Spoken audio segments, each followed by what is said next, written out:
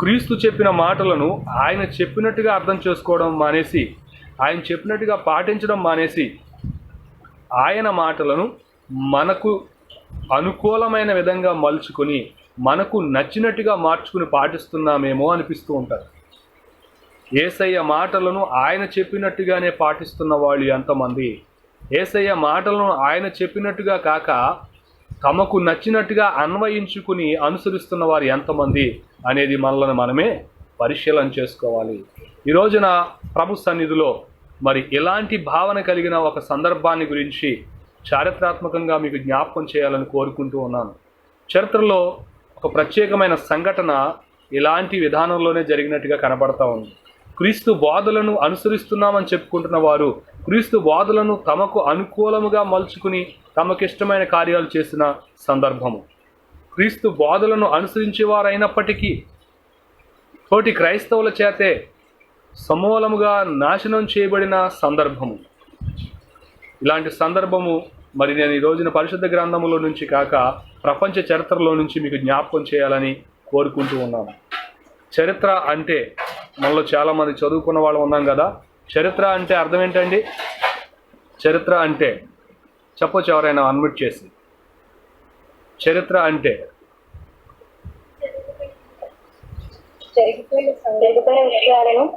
జరిగిపోయిన విషయాలు. అక్కడ జస్ట్ ఒక సింగిల్ వర్డ్ మనం ఉపయోగించాలనుకుంటే జరిగినవి. అవును, చరిత్ర అంటే ఏంటండి? జరిగినవి, అంతే కదా. చరిత్ర అంటే జరిగినవి తప్ప ఊహించినవి కాదు, ఎవరో చెప్పినవి కాదు, ఎవరో రాసినవి కాదు. ఊహించి రాసిన వాటిని మిత్ అంటారు. ఊహించి రాసిన వాటిని ఏమంటారండి? మిత్ అంటే మిథాలజీ. మిథాలజీ అంటే మైథాలజీ అంటే ఏంటండి? ఊహాత్మకమైన కల్పిత కథలు, మన మన ఇతిహాసాలు లేకపోతే పురాణాలు, ఇందులో చాలా రకాల విషయాలు ఊహించి రాసినవి ఉంటాయి. ఈ ఊహించి రాసిన సంగతులు మరి ముఖ్యంగా మనం ఆలోచన చేస్తే అందులో వాస్తవాలు ఎన్ని ఉంటాయో మనకు తెలియదు, కానీ ఎక్కువ ఊహాత్మకమైన విషయాలు ఉంటాయి. దురదృష్టం ఏంటంటే మన భారతదేశంలో చరిత్ర కన్నా ఎక్కువ ఊహాత్మక కథలకే ప్రాధాన్యత ఇస్తూ ఉంటాం.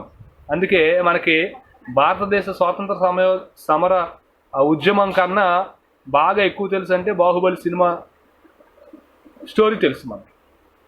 అంటే ఒక సినిమా స్టోరీ మనం మైండ్లో బాగా ముద్రించుకుంటాము, ఒక చరిత్రను మాత్రం విని విడిచిపెట్టేస్తూ ఉంటాం. దాన్ని గమనించండి. ఊహాత్మకంగా తీయబడిన, రాయబడిన, చెప్పబడిన ఏ కథలు కూడా మన జీవితాలను మార్చలేవు, కానీ చరిత్రలు మన జీవితాలను మార్చుతాయి. చరిత్రలు మన జీవితాలకి పాఠాలను నేర్పిస్తాయి. అందుకే ఈ రోజుని నాగసాకి డేగా పిలుస్తారు. సో ఈరోజు ఈ నాగసాకి డే యొక్క సందర్భాన్ని పురస్కరించుకుని కొన్ని ఆధ్యాత్మిక పాఠాలు మనం నేర్చుకోవడానికి ప్రయత్నం చేద్దాం. ఎందుకంటే నాగసాకి మీద అమెరికా అణుబాంబు వేసి ఎప్పటికీ 75 సంవత్సరాలు పూర్తయింది. 75 సంవత్సరాలు జరుగుతుంది ఎప్పటికీ నాగసాకి మీద అమెరికా అణుబాంబు వేసి. అసలు ఈ అణుబాంబు ఎందుకు వేశారు, లేక అక్కడ జరిగిన సంఘటనలు ఏంటి అని ఆలోచన చేసినప్పుడు, రెండవ ప్రపంచ యుద్ధంలో జపాన్ మరియు కొన్ని దేశాలు ఒకవైపున, అమెరికా మరి కొన్ని దేశాలు మరొక వైపున 2 గుంపులుగా ఏర్పడి యుద్ధాన్ని కొనసాగిస్తున్న సమయంలో మరి అమెరికన్ సైనికులు అనేక మంది చిత్రహింసలు పెట్టబడుతూ ఉన్నారు. అలాగే యుద్ధము చాలా హోరాహోరీగా జరుగుతూ ఉంది. ఇది ఏదో మన తెలుగు సీరియల్లో నడిచినట్లుగా సంవత్సరం అయిపోతున్నా, నెలలు దాటిపోతూ ఉన్నా ఇంకా యుద్ధం జరుగుతూనే ఉంది. అలాంటి సమయంలో ఈ యుద్ధానికి ముగింపు పలకాలి, ఎలా అయినా సరే యుద్ధాన్ని పూర్తి చేయాలి అనే ఉద్దేశంతో అమెరికా తమ సైంటిస్టులు కనిపెట్టిన ఆల్ఫ్రెడ్ నోబెల్ కనిపెట్టిన అణు విస్ఫోటన సూత్రాన్ని ఉపయోగించి ఒక అణుబాంబుని తయారు చేశారు. యురేనియంతో ఒకటి, ప్లూటోనియంతో ఒకటి అణుబాంబుని తయారు చేసి దాన్ని 1945 సంవత్సరం జూలై 16వ తారీఖున ఒక చోట వారు పరీక్షించినప్పుడు ఆ పరీక్షలు విజయవంతమయ్యి దాన్ని ఉపయోగిస్తే ఎంత విస్ఫోటనం జరుగుతుందో వారు గుర్తించి, ఇక ఈ సెకండ్ వరల్డ్ వార్ అంటే రెండవ ప్రపంచ యుద్ధము ఆపు చేయబడాలంటే అవతల వాడికి భయం కలగాలి, జపాన్ వాడు భయపడి సరెండర్ అవ్వాలంటే ఇక ఈ పెద్ద బాంబుని వాళ్ళ మీద ప్రయోగించక తప్పదు అనే ఉద్దేశంతో వాళ్ళు నిర్ణయం తీసుకుని ఆగస్టు 6, 1945 ఆగస్టు 6, 1945 సంవత్సరంలో హిరోషిమా మీద మొదట ఒక బాంబుని వారు ప్రయోగించారు. ఆ బాంబుకి పెట్టిన పేరేంటో తెలుసా? Little boy. ఏమంటే బాంబు పేరేంటి?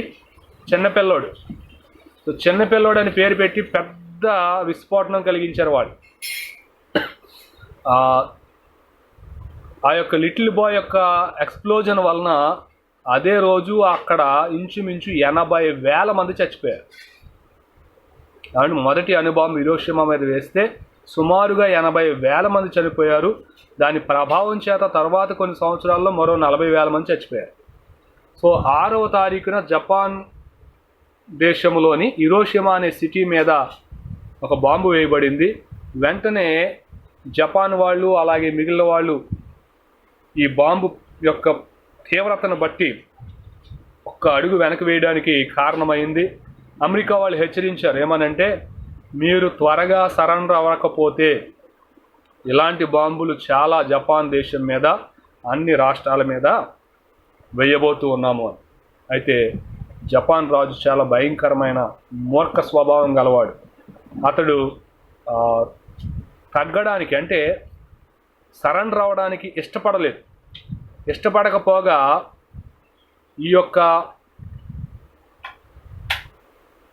హిరోషిమా మీద వేసిన బాంబుకు సంబంధించిన నష్టానికి నష్టపరిహారాన్ని చెల్లించాలి, మాకు నష్టపరిహారం చెల్లించి మా యొక్క డిమాండ్స్కి ఒప్పుకుంటే మేము యుద్ధాన్ని ఆపుతామన్నట్టుగా వారు జపాన్ వాళ్ళు నిర్ణయం తీసుకోవడానికి తాత్సరం చేస్తూ ఉంటే అప్పటికే 6వ తారీఖున ఒక బాంబు వేసిన అమెరికా ఆగస్టు 11వ తారీఖున మరో బాంబు వేయడానికి సిద్ధపడుతూ వీళ్ళ మాట వినడం లేదు, వీళ్ళకి ఇంకా అహం దిగిరాలేదు, గర్వం దిగలేదు, వీళ్ళు ఇలాగే ఉంటే మన సైనికులు చాలామంది చనిపోయేలా ఉన్నారు, చాలా నష్టం వచ్చేలా ఉంది, మనం ఇంకొక బాంబు వేసి యుద్ధానికి ముగింపు పలకపోతే ఇది చాలా భయంకరమైన పరిణామాలకి దారితీస్తుంది అని ఒక ఆత్రుతతో 11వ తారీఖున వేయవలసిన ఆ బాంబుని 9వ తారీఖునే వాళ్ళు బోక్స్కార్ అనే ఒక ఫ్లైట్ మీద తీసుకుని వెళ్ళారు.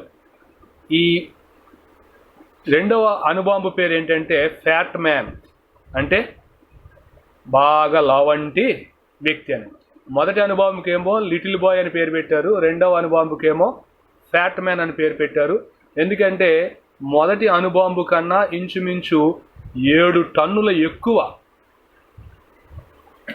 ప్రేలుడు సామర్థ్యం కలిగిన బాంబు కాబట్టి ఆ మొదటి అణుబాంబు కన్నా భయంకరమైన ఇంకా పెద్ద అణుబాంబుని తీసుకుని వెళ్ళారు. ఒకారా అనే పట్టణం మీద వేయడానికి వీళ్ళు వెళ్తే అక్కడ వాతావరణం సరిగ్గా లేక అక్కడి నుంచి లాస్ట్ మినిట్లో నాగసాకి పైకి ఈ తమ ఫ్లైట్ని తీసుకొచ్చి అక్కడ ఏం చేస్తున్నారు, ఈ యొక్క అణుబాంబును విడిచిపెట్టడానికి సిద్ధపడ్డారు. ఆ సమయానికి వీళ్ళందరూ ఈ రాజు అలాగే ఈ కమిటీ వాళ్ళు ఇంకా చర్చలు జరిగిస్తూ ఉన్నారు, ఏం చేస్తే బాగుంటుందని. వాళ్ళు అక్కడ చర్చల్లోనే ఉన్నారు. ఈలోగా అణుబాంబు నాగసాకి పైన విపరీతమైన విస్ఫోటనం కలిగించి భయంకరంగా, మరి అక్కడ జరిగిన విస్ఫోటనం ఎంత దారుణంగా ఉంటుందంటే చాలామంది సజీవంగానే దహనం అయిపోయారు. దాని యొక్క శక్తికి సజీవంగానే దహనం అయిపోయారు. అతి కొద్ది క్షణాలలోనే కొన్ని వేల మంది మరణించారు. అంతేకాదు దాని తదుపరి ఆ 1-2 రోజుల తర్వాత భయంకరమైన ఒక బ్లాక్ రైన్ అంటే ఆమ్ల వర్షం కురవడం వలన ఇంకా మరి చాలామంది అక్కడ మరి చనిపోయినట్టుగా కనిపిస్తూ ఉంది. ఈ రెండవ అణుబాంబు ప్రయోగంతో జపాన్ దిగొచ్చింది. మొత్తం అందరూ కూడా సరౌండర్ అయ్యారు. పూర్తిగా ఆ యుద్ధము అమెరికా తరపున విజయంగా ప్రకటించబడింది. కానీ ఈ యుద్ధం మిగిల్చిన అశాంతి నేటికి ఆ ప్రాంతాల్లో కొనసాగుతూ ఉంది. ఇది నాగసాకి డే అని ప్రపంచవ్యాప్తంగా గుర్తించబడడానికి కారణం. ఎందుకు నాగసాకి డే అన్నారంటే నాగసాకి మీద 9వ తారీఖున ఆల్మోస్ట్ ఉదయం అంటే 11 గంటలకు మనం ప్రార్థన మొదలుపెట్టిన సమయానికి అక్కడ బాంబు వేయబడింది. ఈ టైంకి అక్కడ ఆ రోజున పూర్తిగా వినాశనం జరిగింది. ఆశ్చర్యకరమైన విషయం ఏంటంటే అని మనం ఆలోచన చేస్తే యుద్ధాన్ని గురించి మనం ఎప్పుడు విన్నా చాలా ఆసక్తికరంగా ఉంటుంది, యాంగ్జైటీగా ఉంటుంది. ఆ యుద్ధాన్ని గురించి చదివినప్పుడు అబ్బా ఎంత బాగా వీళ్ళు చేశారు అనిపిస్తూ ఉంటుంది. కానీ యుద్ధం ఎప్పుడు అశాంతిని మిగులుస్తుంది అని పెద్దలన్న మాటను మనం ఎప్పుడు మర్చిపోవాలి. నాగసాకి డే ప్రపంచానికి తెలియపరిచిన ఏకైక సత్యం ఏంటో తెలుసా? యుద్ధములో జయాపజయాలు సాధారణము, ఓటమి గెలుపులు సాధారణము. కానీ ఓడినవాడు గెలిచినవాడు కూడా తప్పకుండా అశాంతినే పొందుకుంటారు. ఈరోజున దేవుని వాక్యం వింటున్న నీవు నేను కూడా ఒక మాటను జ్ఞాపకం చేసుకున్నాం. మనం చాలా యుద్ధాలు చేస్తుంటాం కదా. భార్యతో యుద్ధము, భర్తతో యుద్ధము, పిల్లలతో యుద్ధము, ఇరుగు పొరుగు వారితో యుద్ధము, స్నేహితులతో యుద్ధము, ఇతర కులాలతో యుద్ధము, ఇతర సమాజాలతో యుద్ధము, ఎన్నో యుద్ధాలు చేసాం. ఒకసారి గమనించండి, కొన్నిసార్లు మన మాట పైనుండి ఉండొచ్చు, కొన్నిసార్లు మన ఆలోచనలు విజయం సాధించవచ్చు, కొన్నిసార్లు మనం చేసిందే కరెక్ట్ అని ప్రజల చేత అనిపించవచ్చు. కానీ ఇంత యుద్ధము లేక ఇంత గొడవ, ఇన్ని రకాల పనులు జరిగినప్పుడు చివరికి మిగిలింది ఏంటి అంటే ఎంతో కొంత నష్టమే. అక్కడ నష్టము, ఇక్కడ నష్టము. మరి అమెరికా దేశము నాగసాకి మీద ఒక పెద్ద బాంబు వేసి విజయాన్ని సాధించారు కదా. మరి అమెరికా దేశంలో ఆ విజయాన్ని సాధించిన వాళ్ళందరూ విజయానందంతో ఉన్నారా అంటే వాస్తవానికి వారు సాధించిన విజయాన్ని వారు కొన్ని రోజులే ఆస్వాదించారు. ఆ తరువాత ఎవరైతే ఈ యొక్క యుద్ధములో పాలిభాగస్తులై ఈ అణుబాంబును ప్రయోగించడానికి ఎవరైతే క్రూ అంటారు కదా, ఆ మిలిటరీ క్రూ, ఆ బృందం ఎవరైతే ఉన్నారో వారిలో చాలామంది మానసికంగా కృంగిపోయారట. ఎందుకంటే మేము యుద్ధములో అనేక మంది సివిలియన్స్ అంటే సామాన్య ప్రజలు చనిపోవడానికి కారణమయ్యాం. అనేక మంది చిన్నపిల్లలు చనిపోయారు, స్త్రీలు చనిపోయారు, అన్యం పుణ్యం ఎరిగిన వారు చనిపోయారు, ఏమాత్రము సంబంధం లేని వారు చనిపోయారు. అయ్యో, మా యుద్ధము మా దేశానికి విజయాన్ని కలిగించవచ్చు, మా యుద్ధము మా యొక్క శత్రువు మీద విజయాన్ని ఇచ్చి ఉండొచ్చు, కానీ మా మనస్సుకు మాత్రం పెద్ద గాయాన్ని చేసి వెళ్ళిపోయింది. నాగసాకి, హిరోషిమాలో ఉన్నవారు శారీరక గాయాలు అనుభవిస్తున్నట్లయితే దాని మీద దాడి చేసిన ఈ అణుబాంబు వేసిన బృందం వాళ్ళందరూ మానసిక గాయాన్ని పొందారట. మరి ఈ రోజున యేసు ప్రభు వారి మాటలను ఆయన చెప్పినట్టుగానే అనుసరిస్తున్నామా, లేక ఆయన మాటలను మనకు నచ్చినట్టుగా మలుచుకుని అనుసరిస్తున్నామా అనేది ఆలోచన చేస్తే ఈ యొక్క సందర్భంలో జరిగిన సంఘటనను ఒక్కసారి విశ్లేషించుకుందాం. నాగసాకి మీద అణుబాంబు వేసిన సమయంలో నాగసాకిలో అత్యధికంగా జీవిస్తున్న వాళ్ళు ఎవరో తెలుసా అండి?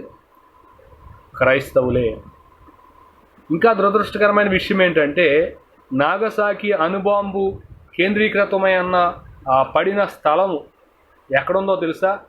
ఒక రోమన్ క్యాథలిక్ పెద్ద క్యాథడ్రల్ చర్చ్కి అతి సమీపంలో ఆ యొక్క బాంబు ల్యాండ్ అయినట్టుగా చెప్తూ ఉన్నారు. సో ఈ లెక్కల ప్రకారం చూస్తే నాగసాకిలో ఈ అణుబాంబు ప్రయోగం వలన చనిపోయిన వాళ్ళలో అత్యధికులు క్రైస్తవులే. ఎందుకు అత్యధికంగా క్రైస్తవులు అక్కడ చనిపోయారని చెప్పాలి అంటే జపాన్ దేశంలో 16వ శతాబ్దంలో క్రైస్తవ్యం దేవుని సంఘం ప్రారంభమైంది సెయింట్ ఫ్రాన్సిస్ జేవియర్ ద్వారా. అయితే 1600 సంవత్సరం నుంచి 1850 సంవత్సరం వరకు కూడా జపాన్లో యేసుక్రీస్తును నమ్ముతున్నాను అని చెప్తే అది నేరం. ఎలాంటి నేరమో తెలుసండి? మరణానికి తగిన నేరం. క్రీస్తును నమ్ముకున్న వాడికి ఉరిశిక్ష వేయడమే ఖాయమన.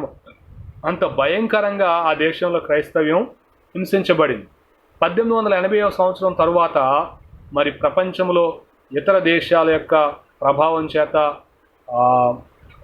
ఇతర దేశాల యొక్క వ్యాపార విధానాల చేత జపాన్ కొంచెం తగ్గి క్రైస్తవ మిషనరీలపైన దాడులను, క్రైస్తవ సంఘాలపై దాడులను తగ్గించింది. అయినా కానీ అంతర్లీనంగా క్రైస్తవ్యం మీద ఎప్పటికప్పుడు ఏం జరిగేది?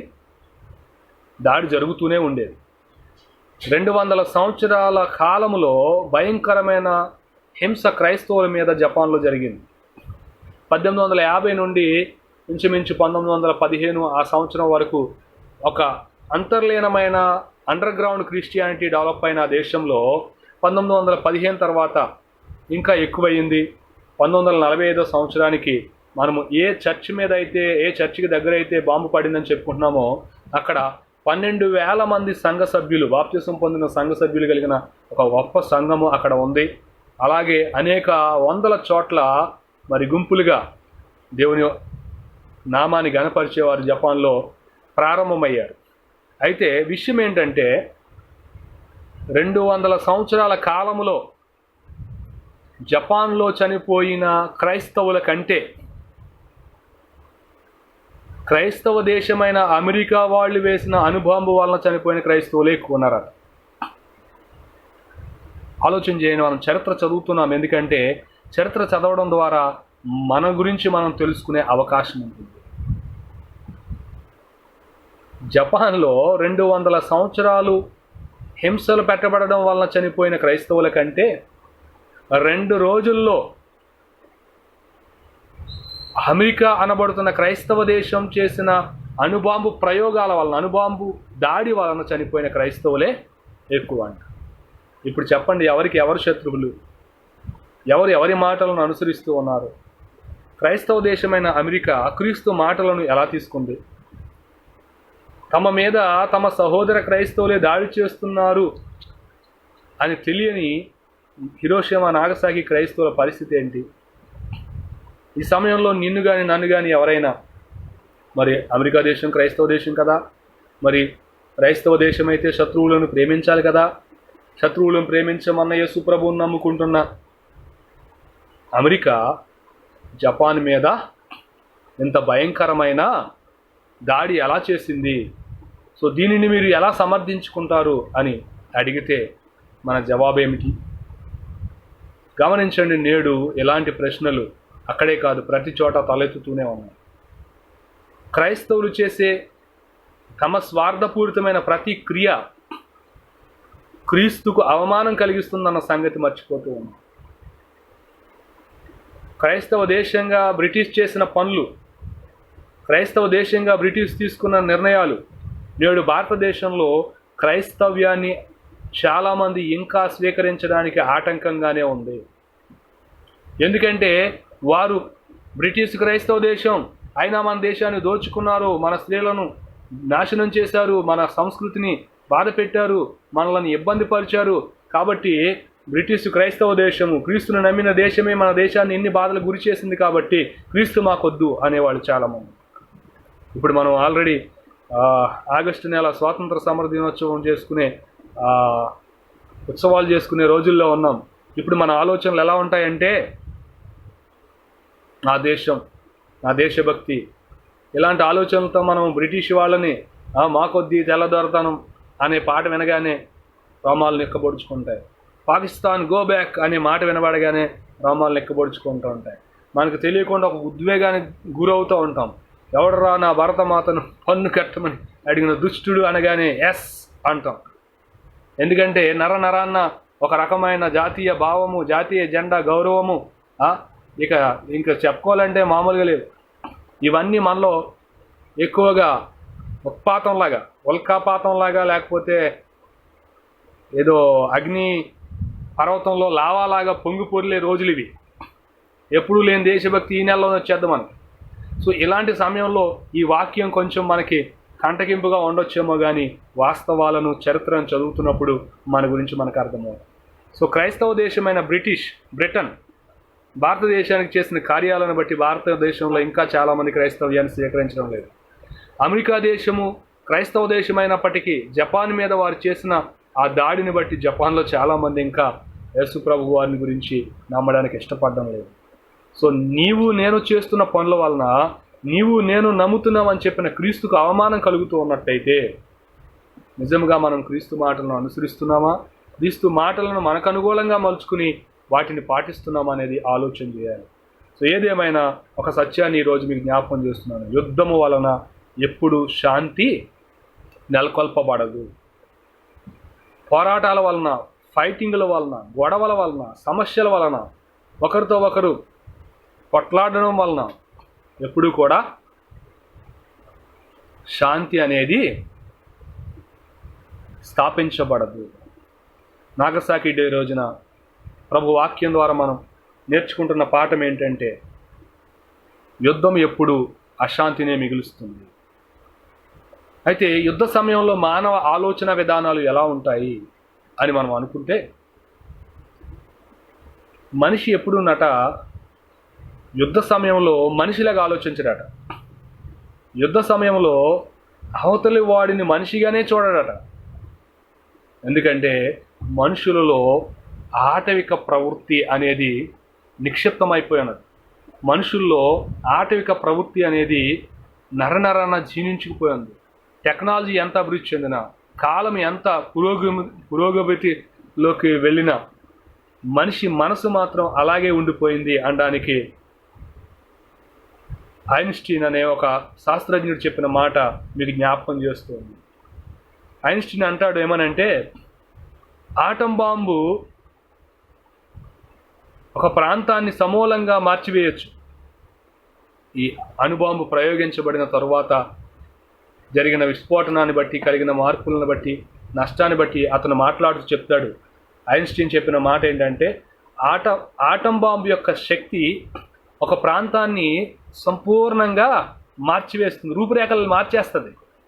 కానీ అదేంటో కానీ మనిషి మనసును మాత్రం మార్చలేకపోయింది, మనిషి ఆలోచనలు మాత్రం మార్చలేకపోయింది.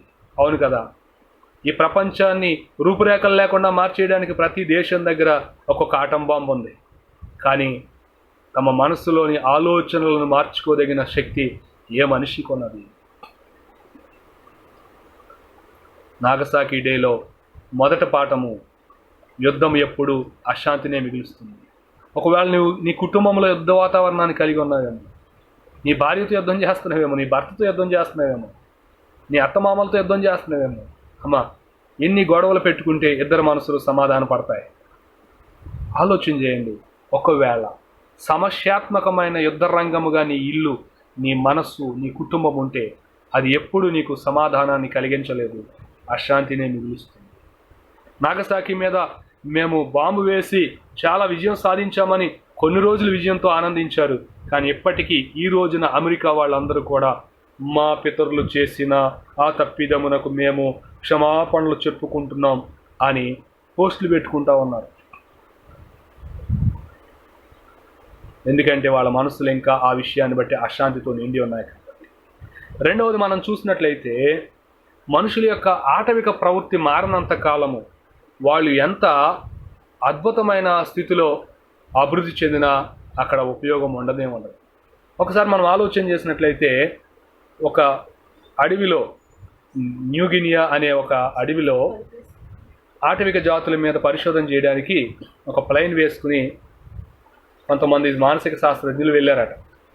వెళ్తే అక్కడ వాళ్ళు చాలా చక్కగా వీళ్ళకి అన్ని విషయాలు చెప్పి అన్నిటినీ వివరించినందువలన వాళ్ళు సంతోషించి, మీ గ్రామస్తులు ఎవరైనా ఒక ఇద్దరు చక్కగా ఒకసారి ఫ్లైట్ ఎక్కుతారా, మేము అలా తీసుకువెళ్ళి అన్ని చూపించి తీసుకొస్తామని చెప్పారు. అనగానే గ్రామంలో పెద్దలైన ఇద్దరు సిద్ధపడిపోయారు.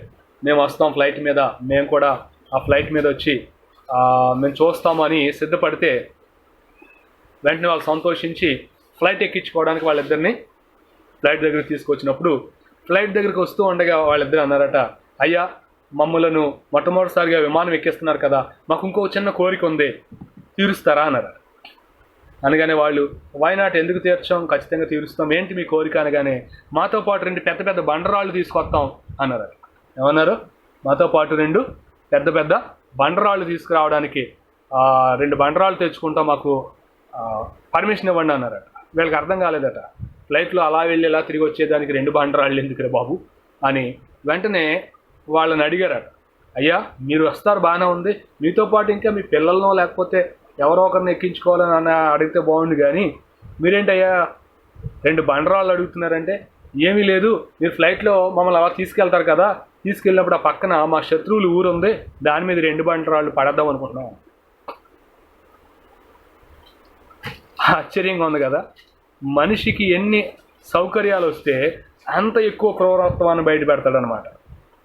మనిషికి ఎంత అభివృద్ధి చెందిన పరిస్థితుల్లోకి తీసుకువెళ్ళినా లోపల ఉన్న ఆటవిక స్వభావం అనేది ఏదో ఒక రూపంలో బయటకు వస్తూనే ఉంటుంది. మనలో చాలామంది ఒకవేళ యుద్ధ సమయంలో, యుద్ధ వాతావరణం లాంటి పరిస్థితుల్లో మనలో ఉన్న ఆటవిక ప్రవృత్తి బయటకు తీసుకొస్తున్నాను. గమనించండి, ఆ రోజున నాగసాకి మీద వాళ్ళు యుద్ధం చేసినప్పటికీ ఆ యుద్ధ సమయంలో వారు చేసిన పనిని ఆ తర్వాత వాళ్ళు జీర్ణించుకోలేకపోయారు. అయితే ఈ రోజున కొంచెం లోతుకి మనము ఆ యొక్క సంఘటనను అధ్యయనం చేస్తే ఒక అద్భుతమైన చరిత్ర బయటకు వస్తూ ఉంది. ఆ రోజునట నాగసాకి మీద బాంబు వేయడానికి అక్కడున్న సైనికులంతా సిద్ధపడి వెళ్తున్నప్పుడు సహజంగా ఇతర దేశాల్లో, క్రైస్తవ దేశాల్లో సైనికులకు చాప్లైన్ అనే ఒక వ్యక్తి ఉంటాడు. చాప్లైన్ అంటే మిలిటరీ పాదిరి అని, లేక మిలిటరీ సంబంధమైన పాస్టర్ గారు, సైనికులకు అందరికీ పాస్టర్ గారు అనమాట. ఆ చాప్లైన్ అంటే ఈ సోల్జర్స్కి దేవుని యొక్క మాటలు చెప్తూ వాళ్లకు ప్రార్థనలు చేసే వాళ్ళని చాప్లైన్ అంటారు. ఆ చాప్లైన్ ఈ బాంబును రెడీ చేసుకుని వెళ్ళే ముందు వాళ్ళకి ఆరాధన జరిగించి వాళ్ళ ప్రార్థన చేసి ఆశీర్వాదించి పంపించాలన్నమాట. అందరూ కూడా ఫ్లైట్లో బాంబు రెడీ చేసుకున్నారు, అందరూ వరుసగా నించున్నారు. ఈ చాప్లైన్ వచ్చి నించుని అందరికి ఆరాధన మాస్ జరిపిస్తున్నారు. రోమన్ క్యాథలిక్ సిస్టంలో మాస్ జరిపించి వాళ్ళందరికీ ఆరాధన పూర్తి చేసి తర్వాత బెండిక్షన్ ఇస్తున్నాడు. బెండిక్షన్ అంటే ఆశీర్వాదం. మీరు వెళ్ళి మీరు అనుకున్న పనిని దిగ్విజయంగా సాధించి విజయంతో తిరిగి వచ్చేలాగా దేవుడు మిమ్మలను కరుణించాలి, క్రీస్తు నామంలో ఈ యుద్ధము మీకు విజయాన్ని ఇవ్వాలి అని వాళ్ళను దీవించి పంపించారు. ఆయనకు తెలియదు వాళ్ళు పట్టుకెళ్తున్న బాంబు యొక్క ప్రభావం ఏంటో, వాళ్ళు పట్టుకెళ్ళే బాంబు వలన కలిగే విస్ఫోటనం ఏంటో. ఎందుకంటే వాళ్ళు ఆ బాంబుని వాళ్ళ సర్కిల్లో ఏమని పిలుచుకునేవారంటే అటామిక్ బాంబు అని కానీ అటమ్ బాంబు అని కానీ పిలిచేవారు కాదు. ఏమని పిలిచేవారంటే జిమ్మిక్ బాంబు అనేవారు. ఏం పేరు పెట్టారండి? Gimmick bomb. జిమ్మిక్ బాంబు అంటే వాళ్ళు ఏదో జిమ్మిక్ బాంబు కొంచెం జనానికి జిమ్మిక్ లేదు చేస్తుందేమో అనుకునేవారు వీళ్ళందరూ. అంటే ఈ యొక్క మిలిటరీ సిస్టమ్ ఏంటంటే లోపల ఉన్న వాళ్ళకి పూర్తి వివరాలు తెలియదు, దానిని తయారు చేసిన వాడికి తప్ప మిగతా వాళ్ళకి దాని యొక్క ప్రభావం, పెద్దవాళ్ళకి తప్ప అందరికీ తెలియదు అని. సో జిమ్మిక్ బాంబుని మీరు విజయవంతంగా ప్రయోగించి రావాలి అని దీవించి పంపించారు. ఆ దీవెన ఫలించింది. అక్కడ భయంకరమైన విస్ఫోటనం జరిగింది, 1000 మంది చనిపోయారు. మరలా వాళ్ళు విజయంతో వెనక్కి వచ్చారు. ప్రపంచమంతా అమెరికా విజయం సాధించింది, జపాన్ సరెండర్ అయిపోయింది అని చెప్పుకున్నారు. కొన్ని రోజుల తరువాత అక్కడున్న పరిస్థితులు ప్రపంచానికి తెలిసి వస్తున్నప్పుడు ఈ చాప్లైన్ మనస్సు ఆవేదన చెందడం ప్రారంభించింది. అయ్యో, నేను ఎన్నో వాక్యాలు చదివి యేసయ్య ప్రేమకు ప్రతినిధిగా ఉండవలసిన నేను ఒక భయంకరమైన విస్ఫోటనం చేసే బృందానికి ఆశీర్వాదం ఇచ్చిన ప్రతినిధిగా ఉన్నానా అని మనసులో ఆవేదన చెందడం ప్రారంభించు. అంతేకాదు అతి కొద్ది నెలల్లోనే అక్కడ వాతావరణం అంతటిని బట్టి తన మనసులో ఇక ఒక మానసిక క్షోభను అనుభవించడం మొదలుపెట్టాడు. అతనికి ఎలాంటి ఇన్సైట్స్ వస్తున్నాయంటే, భావోద్వేగాలు వస్తున్నాయంటే వాళ్ళందరి చావుకి నేనే కారణం. ఏమనుకుంటున్నాడండి? వాళ్ళందరి చావుకి నేనే కారణం, వాళ్ళందరూ చనిపోవడానికి కారణం నేనే అని ఆవేదన చెందడం ప్రారంభించాడు. ఆవేదన చెందుతూ ఉన్నాడు, తన ఉద్యోగాన్ని కొనసాగిస్తూ ఉన్నాడు. ఈ ఆవేదన ఇతనొక్కడికే ఉందా అని పరిశీలన చేస్తే ఆ రోజున బాంబు వేసిన చాలామంది కూడా ఇదే ఫీలింగ్తో, ఎంత భయంకరంగా ఉంటుంది అనుకోలేదు, ఎంతమంది చనిపోతారు అనుకోలేదు, అయినా మనం చేసింది చాలా తప్పు అని ఒకరికొకరు పశ్చాత్తాపడడం, లేకపోతే మనసులో ఆవేదన చెందడం ప్రారంభించారు.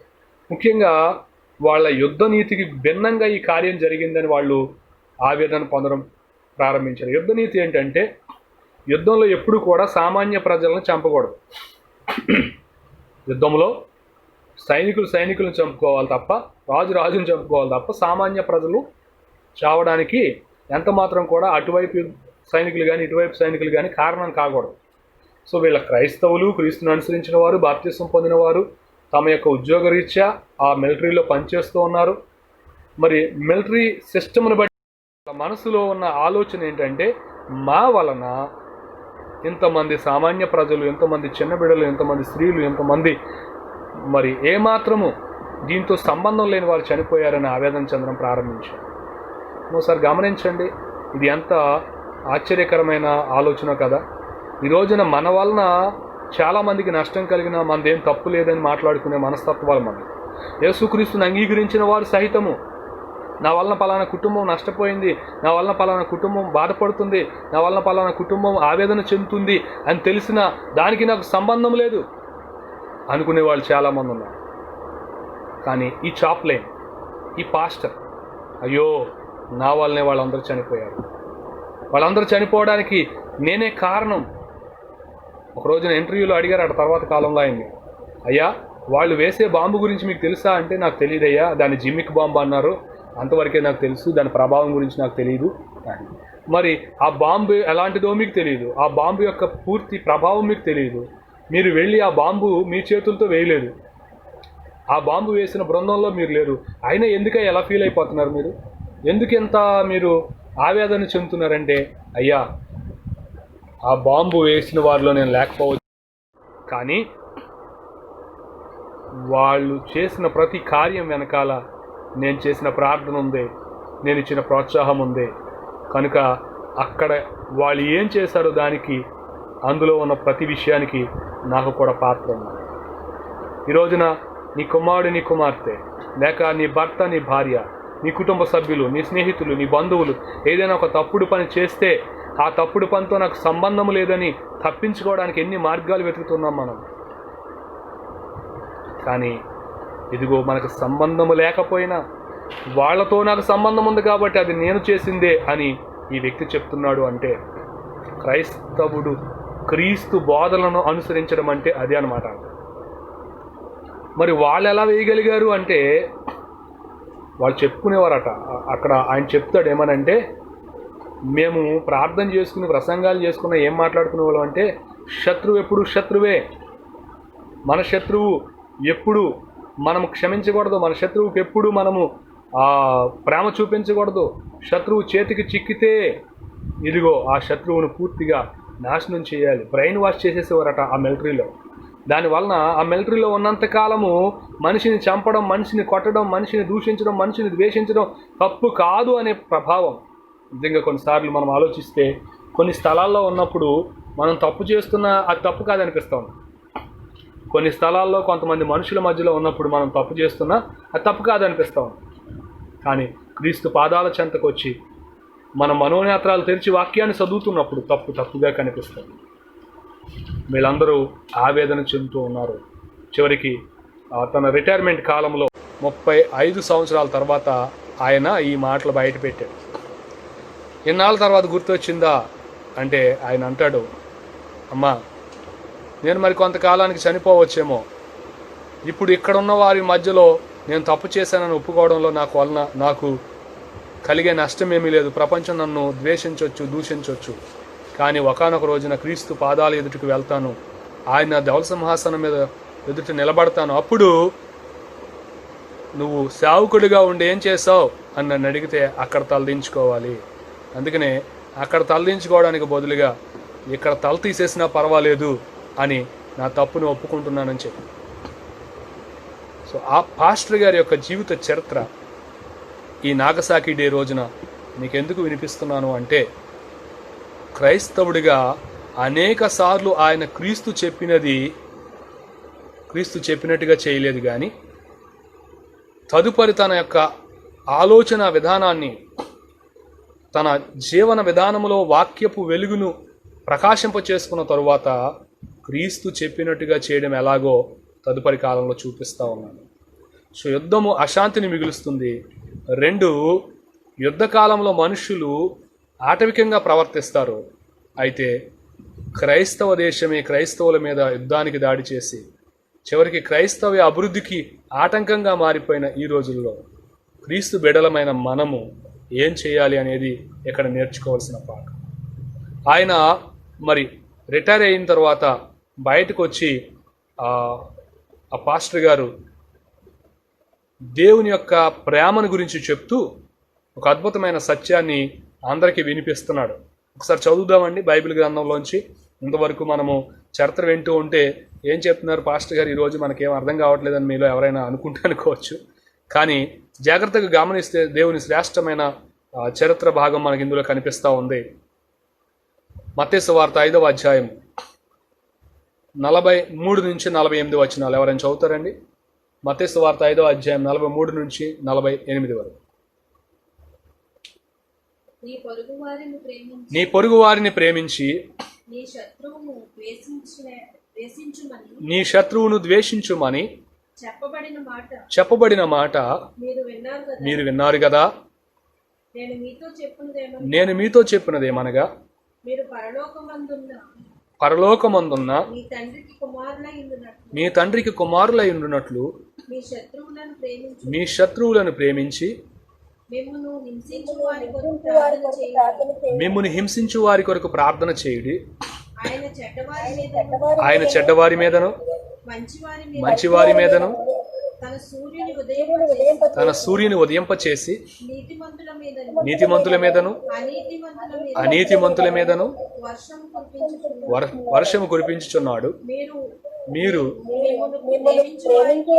మిమ్మును ప్రేమించు వారిని ప్రేమించిన ఎడల మీకేమి ఫలము కలుగును? సుంకరులను అలాగు చేయుచున్నారు. మీ సహోదరులకు మాత్రమే వందనము చేసిన ఎడల మీరు ఎక్కువ చేయుచున్నదేమి? అన్యజనులను అలాగు చేయుచున్నారు కదా. మీ పరలోకపు తండ్రి పరిపూర్ణుడు గనుక మీరును పరిపూర్ణులుగా ఉండెదరు. సో యేసు క్రీస్తు ప్రభు వారి యొక్క బోధ టీచింగ్ చాలా స్పష్టంగా ఉంది. Love your enemies. బహుశా last Sunday you celebrate the friendship day, then this Sunday you celebrate the enemies day. Enemies day అంటే శత్రువుల దినోత్సవమా? అంటే శత్రువులకు మనం ఏంటో తెలియపరిచే రోజా? అలా కాదు సుమా. ఇదిగో శత్రువులను ప్రేమించే రోజు, శత్రువుల కొరకు ప్రార్థించే రోజు, శత్రువుల క్షేమాన్ని. నాగసాకిలో ఉన్నవారు, జపాన్లో ఉన్నవారు ఆ రోజున నాకు శత్రువు అవ్వచ్చు, నా దేశానికి శత్రువులు అవ్వచ్చు. నాగసాకిలో ఉన్నవారు, జపాన్లో ఉన్నవారు ఆ 2వ ప్రపంచ యుద్ధ కాలంలో నాకు శత్రువులు అవ్వచ్చు, నా యొక్క దేశానికి శత్రువులు అవ్వచ్చు. కానీ నా యేసయ్యకు శత్రువులు కానే కారు. నా యేసయ్యకు శత్రువులు కానే కారు. నిజమే. ఈ రోజున దేశాల ప్రకారంగా, సరిహద్దుల ప్రకారంగా, ప్రాంతాల ప్రకారంగా, సంస్కృతుల ప్రకారంగా, సాంప్రదాయాల ప్రకారంగా మనము ఇతరులను, ఇతర దేశాలను శత్రువులుగా భావిస్తున్నాము. కానీ దేవుని వాక్యం ఏమి సెలవిస్తుందంటే ఏ దేశం వాడైనా, ఏ ప్రాంతం వాడైనా, ఏ భాష వాడైనా, ఏ మతం వాడైనా, ఏ ప్రదేశం వాడైనా మనిషి అయితే అతడు నీకు శత్రువు కాదు. ఎందుకంటే మనుషులందరూ దేవుడు సృష్టించిన దేవుని కుమారులు. దేవుని కుమారులను నీవు శత్రువులుగా భావించవద్దు. ఈ ప్రేమ భావన దేశాల మధ్యలో, మనుషుల మధ్యలో క్రీస్తు బోధ మనసులలోకి ఎక్కినట్లయితే ప్రపంచ యుద్ధాలు ఉండవు, భయంకరమైన పరిస్థితులు నెలకో. సో అతను అంటాడు, ఆ పాస్టర్ గారు అంటారు, నాకు నా దేశానికి శత్రువైన వాడు నా దేవుడికి శత్రువు కాడు అని. నిజమే. ఈ రోజున పాకిస్తాను మనకు మన దేశానికి శత్రుత్వం కలిగి ఉండొచ్చు, చైనా మనకు మన దేశానికి శత్రుత్వం కలిగి ఉండొచ్చు, కానీ దేవునికి శత్రువులు కాదు. భూమి మీద పుడుతున్న ప్రతి వ్యక్తి దేవుని కుమారుడే. అందుకే నీవు దేవుని కుమారుడని పిలువబడినట్లుగా ఎవరు నీకు శత్రువులుగా భావిస్తున్నావో, ఏ దేశాన్ని నీవు శత్రుదేశంగా భావిస్తున్నావో వారి కొరకు ప్రార్థన చేయండి, వారిని ప్రేమించండి, వారిని దీవించండి అని చెప్తా ఉన్నాను. ఆశ్చర్యకరమైన ఈ బోధ మనకు ఎలా అర్థమవుతుంది? పాకిస్తాన్ మన మీదకి వచ్చింది, మనం వాళ్ళ మీదకి వెళ్ళాలి. అవును, 95% యుద్ధాలు ప్రపంచంలో జరిగిన సందర్భాలు మనం చూస్తే మానవ అవసరాల నిమిత్తమై, మానవ ప్రయోజనాల నిమిత్తమై జరిగిన యుద్ధాలు కాదు. పదవీ కాంక్షతో, అహంకార భావనతో, భోగాల మీద ఆకాంక్షతో, జాత్య అహంకారంతో, వివిధ రకాల స్వప్రయోజనాలను మనసులో ఉంచుకోవడం వలన జరిగిన యుద్ధాలే తప్ప మానవ శ్రేయస్సు కొరకు, మానవ శాంతి స్థాపన కొరకు ఈ ప్రపంచంలో యుద్ధాలు జరగలేదు. ఒకవేళ అలాంటి పేరుతో యుద్ధము జరిగిన, యుద్ధము వలన ఎప్పుడు శాంతి స్థాపన జరగదు, యుద్ధం ఎప్పుడు అశాంతినే మిగులుస్తుంది అని చరిత్ర చెప్తూ ఉంది. సో అందుకే ఇక్కడ ఈ పాస్టర్ గారి యొక్క లైఫ్ స్టైల్ చేంజింగ్ని మనం హృదయంలోకి తెచ్చుకుందాం. ఏం చేంజ్ అయింది ఆయన మనసులో అంటే, నా దేవుడు ప్రేమిస్తున్న వారిని నేను ఎందుకు ద్వేషించాలి, నా దేవుడు క్షమిస్తున్న వారిని నేను ఎందుకు ఇంకా దూషించాలి, నా దేవునికి దగ్గర కావలసిన మనుషులకు నేను ఎందుకు దూరం అవ్వాలి. ఈ ఆలోచనతో తన రిటైర్మెంట్ తర్వాత ఒక పుణ్యక్షేత్రాన్ని దర్శించాలనే ఆలోచన కలిగిన వాడే. ఆనాడు పుణ్యక్షేత్రం అంటే ఏంటంటే, ఇప్పుడు క్రైస్తవుల పుణ్యక్షేత్రం ఏది?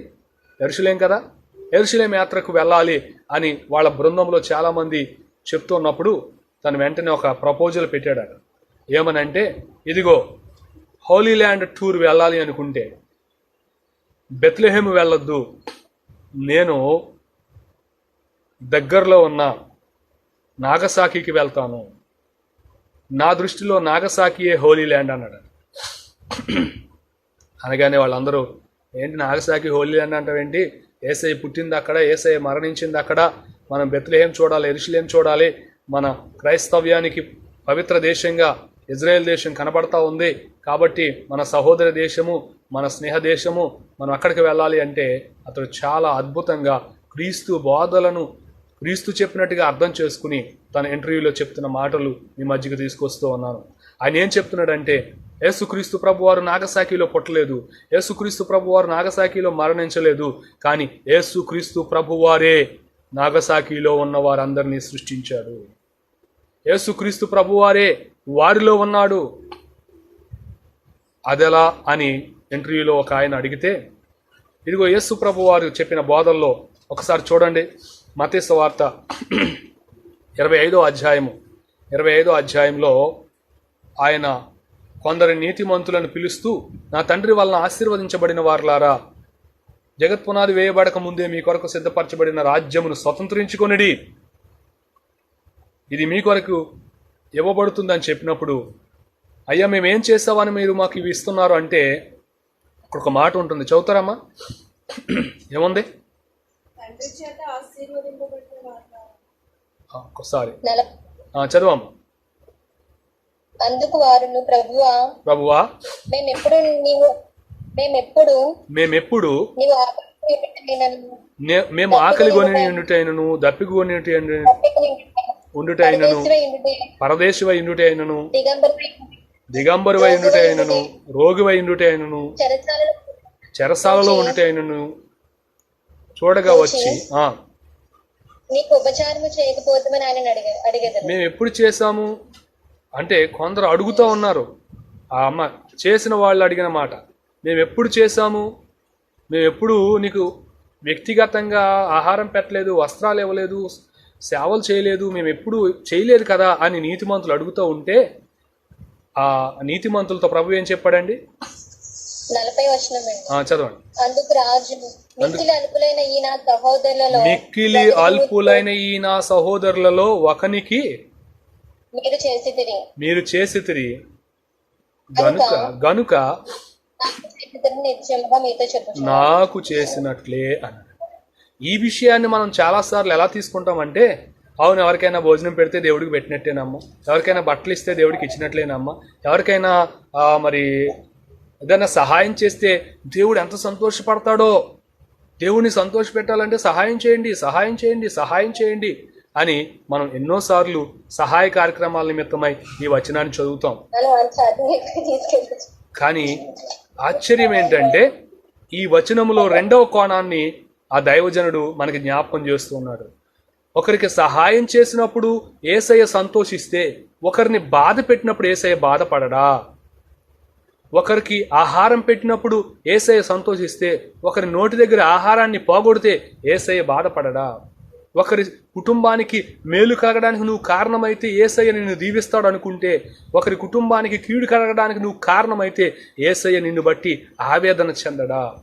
కాబట్టి నా వలన నేను పాస్టర్గా ఉండగా అక్కడ ఆ జరిగిన కార్యం వలన జరిగిన నష్టం అంతా క్రీస్తుకు జరిగిన నష్టమే.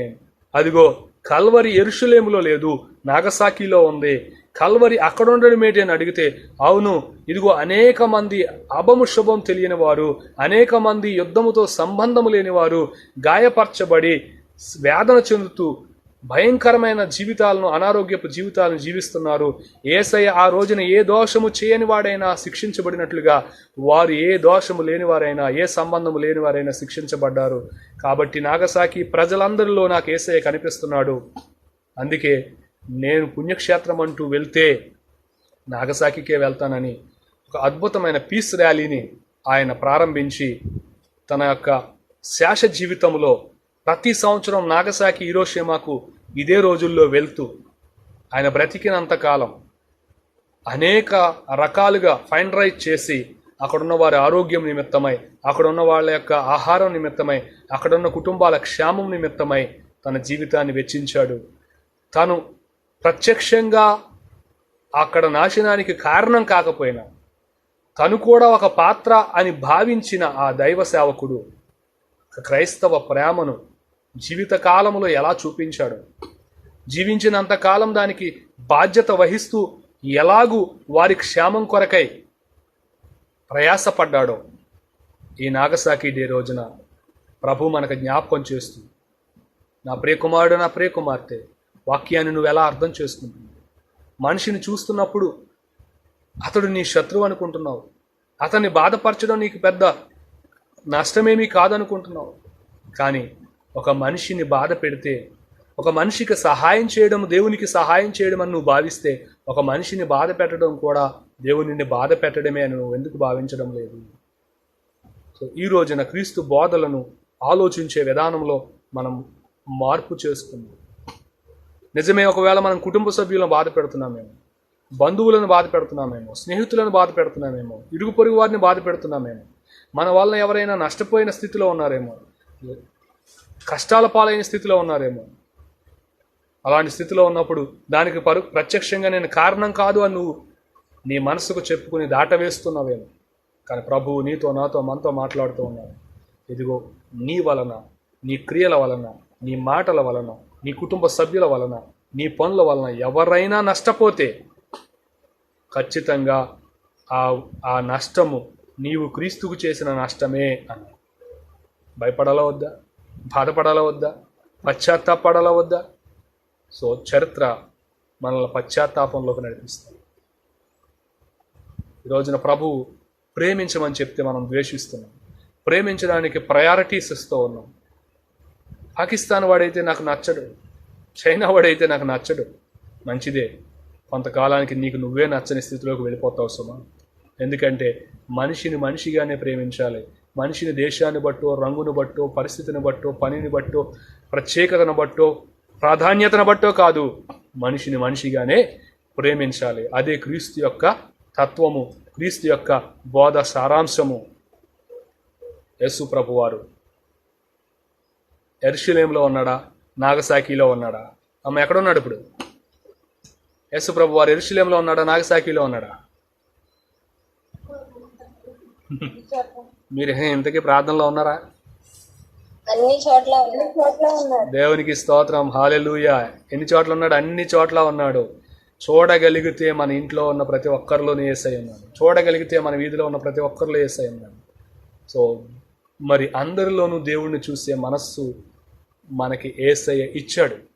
దురదృష్టం ఏంటంటే కొన్ని రకాల బోధలు, కొన్ని రకాల సిద్ధాంతాలు, చివరికి తోటి క్రైస్తవ సహోదరుడిని కూడా, ఇతర సంఘ సభ్యుడిని కూడా శత్రువుగా చూసే సిద్ధాంతాలు ఉన్నాయి ఈరోజు.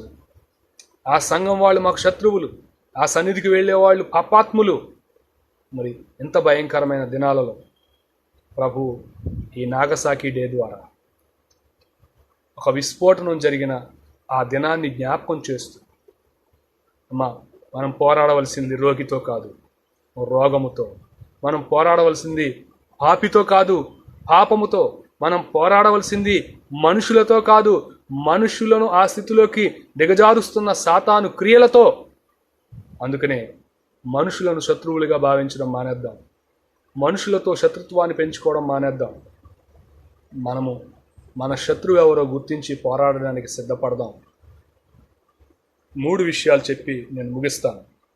ఈ నాగసాకి డే రోజున మనం నేర్చుకున్న ఈ యొక్క పాఠమంతటి సారాంశం 3 మాటల్లో మీకు జ్ఞాపకం చేస్తాను. నెంబర్ 1, యుద్ధము చిన్నదైనా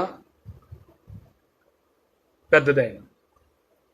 యుద్ధము చిన్నదైనా అంటే 2 మనుషుల మధ్యలో యుద్ధమైనా, ప్రపంచ దేశాల మధ్యలో యుద్ధమైనా, యుద్ధం ఎప్పుడు శాంతి స్థాపన చేయలేదు, అశాంతినే మిగులుస్తుంది.